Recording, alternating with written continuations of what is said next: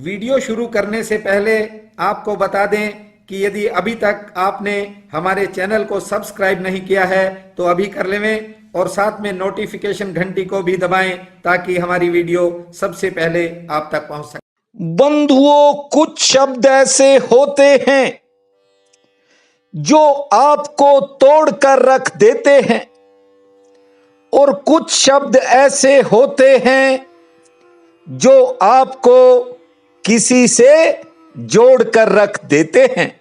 गौर से अपने बीते जीवन में देखना, कुछ शब्द ही ऐसे हैं जो आज भी आपको थामे हुए हैं, वरना दुनिया के लोगों ने कोई कसर नहीं छोड़ी। गैरों की बात छोड़ो, अपनों की चोटें भी बहुत से इंसानों को रह रह कर याद आती हैं। बंधुओं, शब्द में कुछ तो सार है और इसीलिए इससे जुड़ रहा ये संसार है। निज धर्म कहता है, एक ज्ञान शब्द रूपी ज्ञान है और एक ज्ञान वह है जो आपके भीतर से पैदा होता है। इसीलिए निज धर्म ने कहा है कि परमात्मा दूर की बात नहीं है। संत वही होता है जो निकट से निकट की बात को बता देता है। उसकी बात करते हैं, संत उसकी बात नहीं करते जो पाना है। संत उसकी बात करते हैं जो आपने पाया ही हुआ है। बंधुओं, मैं आपके स्वभाव की बात कर रहा हूं। ये स्वभाव ही है जो अभी तक आप यहां पर डटे हुए हो। बात है समझने की। कुछ लोग समय के रहते सही वक्त पर बात को अपने भीतर उतार लेते हैं। कुछ लोग सोचते ही रह जाते हैं।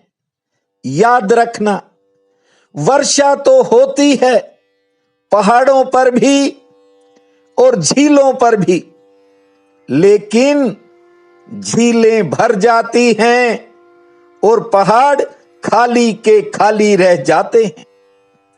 वर्षा तो बंधुओं पत्थरों पर भी होती है, जमीन पर भी होती है, लेकिन आप देखते हो, कोई भी बीज हो, कैसा भी बीज हो, जो ही बरसात होती है तो जमीन से बीज फूटकर बाहर निकल आते हैं और फिर चारों तरफ हरियाली छा जाती है। जो पत्थर होते हैं वे जिंदगी में रूखे ही रूखे रह जाते हैं। पहाड़ पर वर्षा होती है लेकिन पहाड़ चूक जाता है। जानते हो क्यों? पहाड़ खुद अपने से भरा है, उनकी बड़ी अस्मिता है, बड़ा अहंकार है, लेकिन झीलें खाली हैं, वे इसलिए भर जाती हैं। आज मैं कर्नल नरेंद्र सिंह के यहां गया था। मेरे मित्र के मित्र हैं। शाम को जलपान का आयोजन था। बहुत सी चीजें खिलाई और मुझे याद ही नहीं कि मैंने कितने वर्ष पहले पानी के पतासे खाए थे। आज उनके घर टिक्कियां खाई, भेलपूरी, और अभी तो वे और बहुत कुछ तैयार किए बैठे थे, लेकिन पेट इजाजत नहीं दे रहा था। बंधुओं, मैंने उस महानुभाव में एक चीज देखी, उस चीज को मैंने गहराई से अनुभव किया और मैंने जो पाया मैं आपको शब्दों में बता नहीं सकता।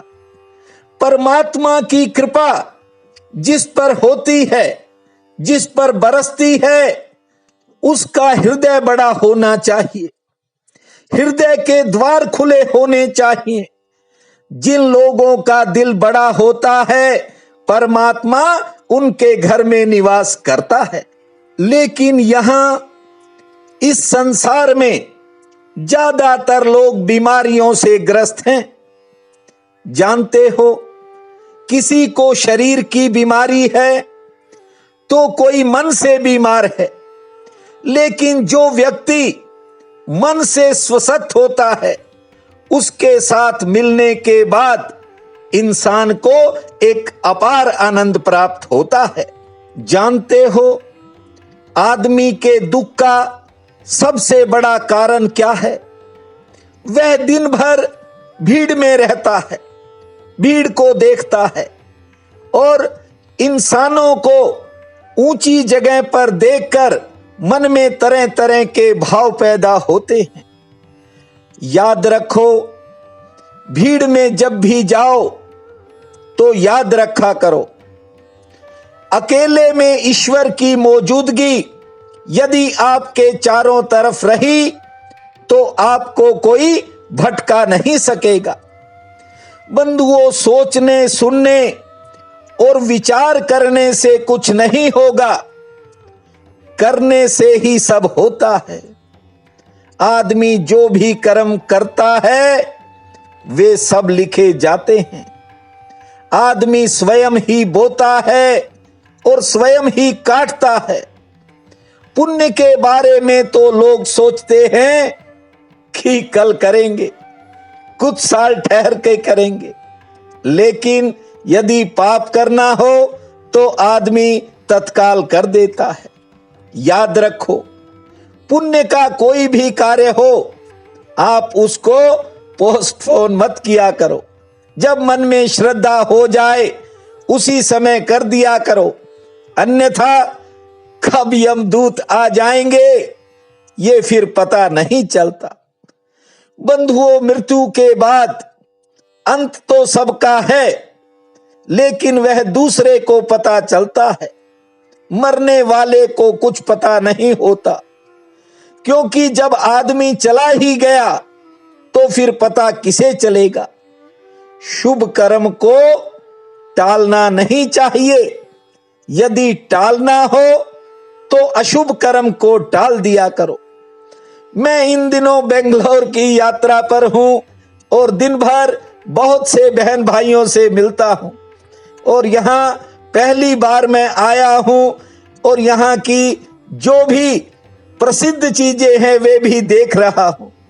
आज आपसे ये इतना कहना चाहता हूं कि लोग नए नए तर्क दे करके नई नई बातें करते हैं और ये बातें ही पुण्य में बाधा खड़ी कर देती हैं।